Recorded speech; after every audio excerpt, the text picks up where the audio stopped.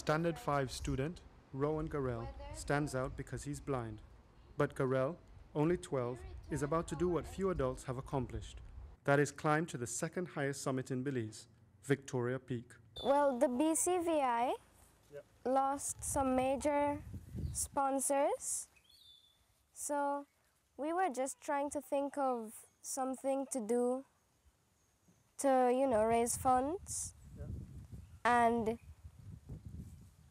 And well, we thought of climbing Victoria Peak to raise funds for this summer camp.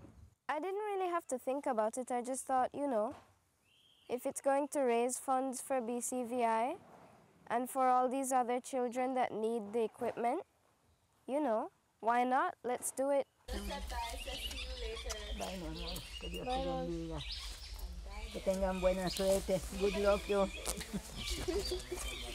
Te veo más tarde. Te veo más tarde. Todo les vaya bien. This is day one of our attempt up Victoria Peak. I, myself, Alex Ellis, will be climbing along with Joe Garrell and his son Rowan, who is the youngest and the only person with any form of disability to attempt Victoria Peak. The hope today is that we make it to kilometer 19, which is generally the first rest point on any expedition to Victoria Peak. Although goodbyes were shared, mother and sister are not ready for the cub to leave the fold.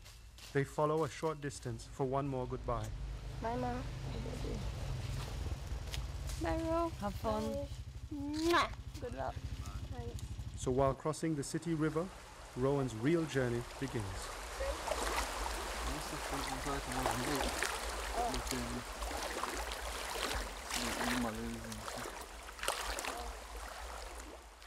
We're at 12K right now.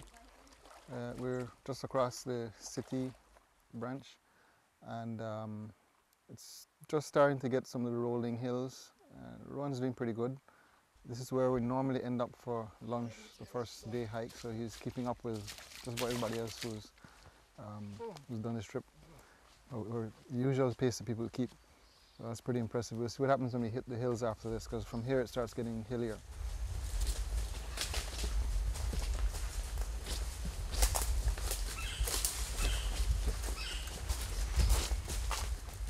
I'm feeling it. I mean, the pack is a bit heavier than I'm used to. How heavy is it? My pack is just under 60 pounds. That's normal? No, I try to keep it around 40, but I'm packing sort of for me and him and, a few extra things. So it's taxing. Because the trek is arduous, the team briefly rests at kilometer 13 while grabbing a Spartan snack. The team reboots. The journey from that location to kilometer 19, the first campsite, means leaving established trails. This is where forest, God's earth, and flora reign without human cultivation.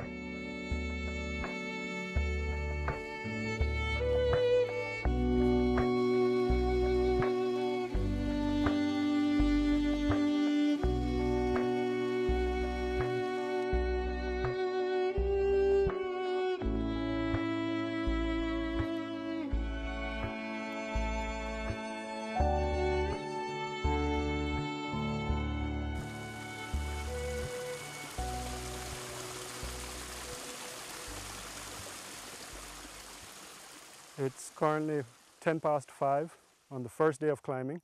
Behind me, if you look, well, it's kind of covered in cloud at the moment, but you can see the tip of Victoria Peak, which will be the third tip, the highest one, the highest peak.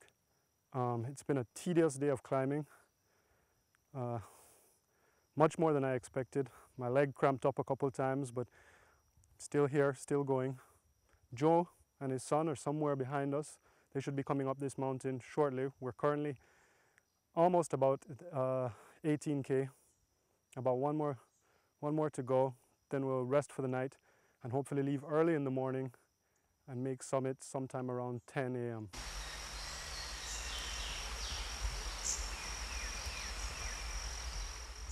The morning after the first leg of the journey, Rowan sleeps in his hammock, while his father, Joe, prepares a meal of sausage, johnny cake and cheese.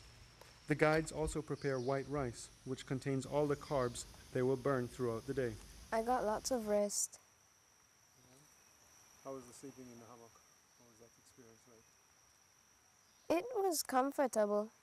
I didn't find it much different from sleeping in an ordinary bed.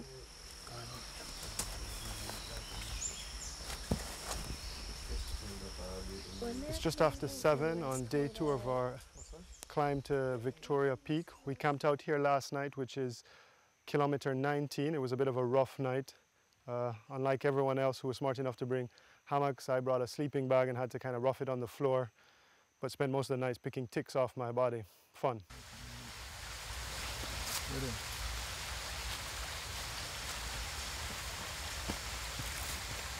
Next one. I don't really feel cramped or sore or stiff or anything. I actually feel like I could continue. It's late. To the right, hand hold on the right, make sure it is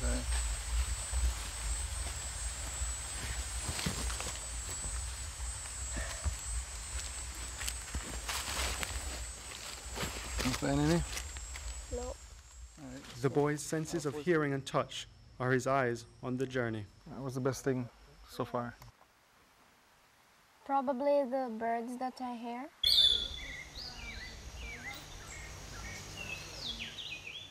Yeah, that's one thing that he can really appreciate. He can't see the birds, but he can hear them and appreciate the calls.